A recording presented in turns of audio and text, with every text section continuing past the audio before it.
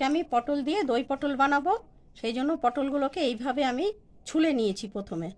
এবার এই পটলগুলোকে একটু চিড়ে চিড়ে নেব।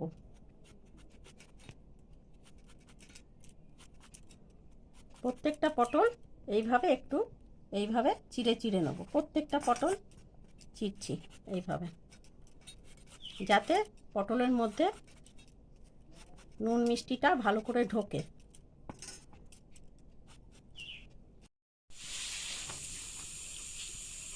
সব পটলগুলো আমি দেখুন এইভাবে কেটে নিয়েছি। এই দেখুন, এই যে এইভাবে প্রত্যেকটা পটল আমি কেটে নিয়েছি।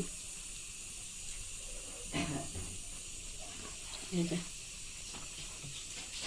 কড়াইতে তেল দিয়ে দেবো।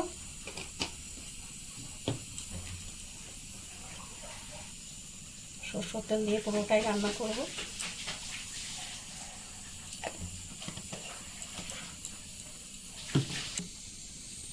তেল গরম হয়ে গেছে, আমি এবার পটলগুলোকে ভেজে নেব।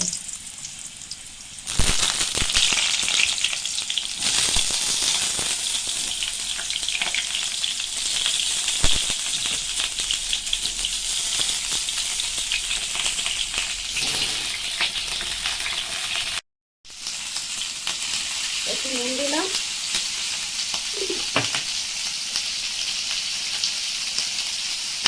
একটু হলুদ দিলাম,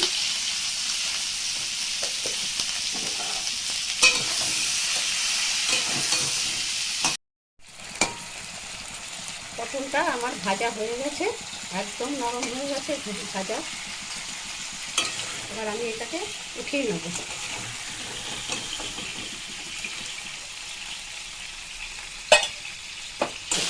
পটলগুলো আমি উঠিয়ে নিলাম।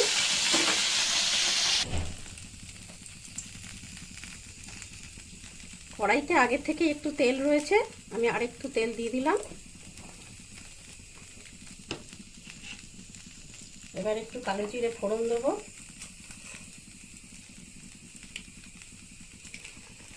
কালো জিরে ফোড়ন দেবো। ফোড়ন দেওয়ার জন্য কালো জিরে, দুটো তেজপাতা, দুটো শুকনো লঙ্কা,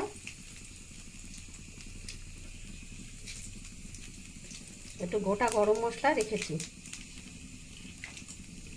গোটা গরম মশলাটা একটু ফাটিয়ে দেবো।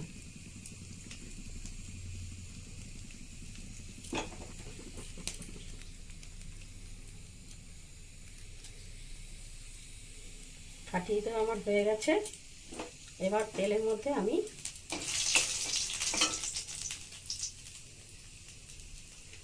পোস্ত বাটাটা দিয়ে দেবো। তারপরে নারকেল বেটে রেখেছি, সেটাও দিয়ে দেবো।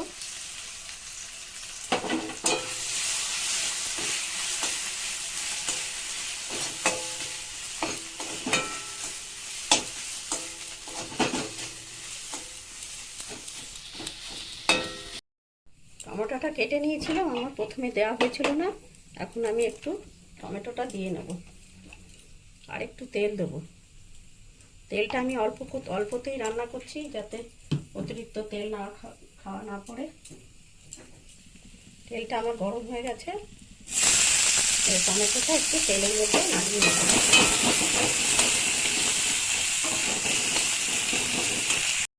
টমেটোটা আমার গলে গেছে।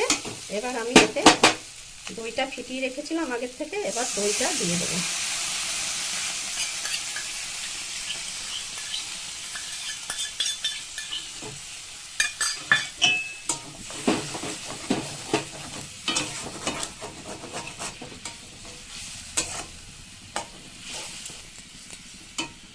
এবার আমি এতে একটু জল অ্যাড করব।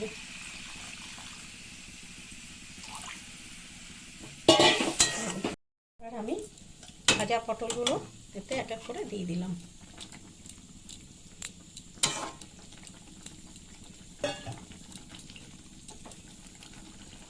গ্যাসটা কমিয়ে দিলাম।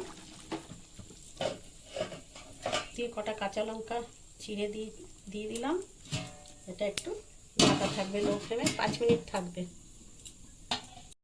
5 মিনিট হয়ে গেছে, পটলটা আমার সেদ্ধ হয়ে গেছে। এবার আমি এটাকে নামাবো, তার আগে একটু চিনি দিয়ে নেব। যে কোনো নিরামিষ রান্নায় একটু মিষ্টি দেওয়াটা জরুরি, স্বাদটা খুব খোলে।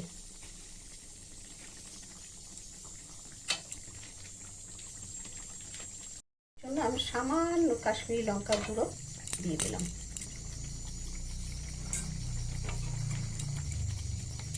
হয়ে গেছে, পটলটা আমার হয়ে গেছে, এটাকে ফেলে ফেলবো। আমার দই পটল রান্না হয়ে গেছে। এইভাবে আপনারা এই দুর্দান্ত দই পটলটা রান্না করে খেয়ে দেখতে পারেন। ভিডিওটি যদি আপনার ভালো লেগে থাকে তাহলে লাইক করবেন, শেয়ার করবেন এবং চ্যানেলটাকে সাবস্ক্রাইব করে দেবেন। ধন্যবাদ।